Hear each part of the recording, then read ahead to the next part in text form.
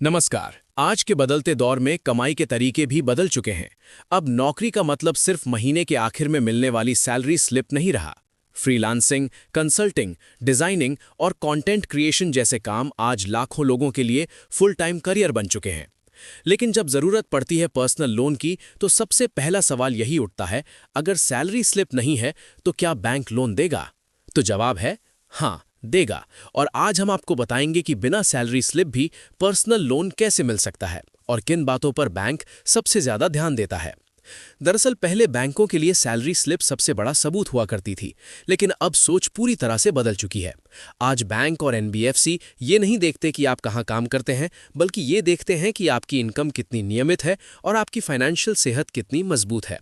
अगर आपके खाते में लगातार पैसे आ रहे हैं, आपने समय पर टैक्स भरा है और आपका क्रेडिट रिकॉर्ड साफ है, तो फ्रीलांसर होना अब लोन में बड़ी रुकावट नहीं रहा। अब समझते हैं कि बैंक सैलरीड और फ्रीलांसर इनकम को कैसे आंकते हैं। जहां नौकरी पेशा लोगों के लिए कंपनी का नाम और सैलरी स्लिप अहम होती है, वहीं फ्रीलांसरों के मामले में तीन चीजें सबसे ज्यादा मायने रखती हैं: आपका क्रेडिट स्कोर, बैंक अकाउंट में नियमित इनकम और सही तरीके से फाइल किया गया टैक्स रिटर्न। अगर ये तीनों मजबूत है तो सैलरी स्लिप की कमी अपने आप पीछे छूट जाती है। फ्रीलांसरों को आमतौर पर सेल्फ एम्प्लॉयड कैटेगरी में रखा जाता है। ऐसे में बैंक कुछ बेसिक योग्यता देखता है। आपकी उम्र ऐसी होनी चाहिए कि लोन की ईएमआई रिटायरमेंट से पहले पूरी हो जाए। आमतौर पर 1 से 2 साल की फ्रीलांसिंग हिस्ट्री को प्राथमिकता दी जाती है।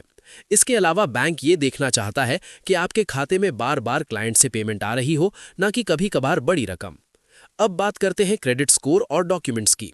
अगर आपका क्रेडिट स्कोर 750 या उससे ऊपर है, तो आपको कम ब्याज दर पर लोन मिलने की संभावना काफी बढ़ जाती है। 650 के आसपास स्कोर होने पर भी लोन मिल सकता है, लेकिन ब्याज थोड़ा ज्यादा देना पड़ सकता है। कई बार लोन रिजेक्ट होने की सबसे बड़ी वजह अधूरे या गलत डॉक्यूमेंट्स होते हैं। इसलिए पैन कार्ड, पहचान और पते का प्रमाण, 6 से 12 महीने का बैंक स्टेटमेंट और इनकम टैक्स रिटर्न बेहद जरूरी है।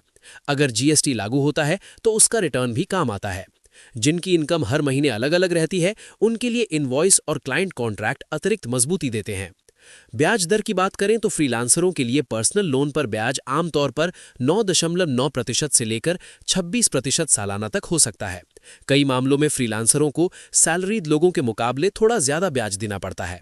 बेहतर ऑफर अक्सर उसी बैंक से मिलते हैं जहां आपके खाते में नियमित इनकम आती है। इसलिए लोन लेते समय सिर्फ ब्याज दर ही नहीं, बल्कि प्रोसेसिंग फीस और बाकी चार्जेस भी जरूर जांचें। अब सवाल आता है, सही बैंक कैसे चुनें? एक साथ कई जगह अप्लाई करना आपके क्रेडिट स्कोर को नुकसान पहुंचा सकता है। बेहतर होगा कि अपने मेन बैंक, किसी बड़े बैंक या भरोसेमंद एनबीएफसी से शुरुआत करें। डिजिटल लेंडर्स का ऑप्शन भी देखा जा सकता है, लेकिन 2 से 3 विकल्पों तक ही सीमित रहें। ऑफर स्वीकार करने से पहले की फैक्ट स्टेटमेंट पढ़ना बेहद जरूरी है। और आखिर में, लोन मिलने की संभावना कैसे बढ़ाई जाए? क्रेडिट कार्ड का जरूरत से ज्यादा इस्तेमाल ना करें, ईएमआई हमेशा समय पर भरें और अपनी इनकम को जितना हो सके उतना स्थिर और ट्रैक करने लायक बनाएं। यही आदतें बैंक के सामने आपको एक भरोसेमंद उधारकर्ता बनाती हैं।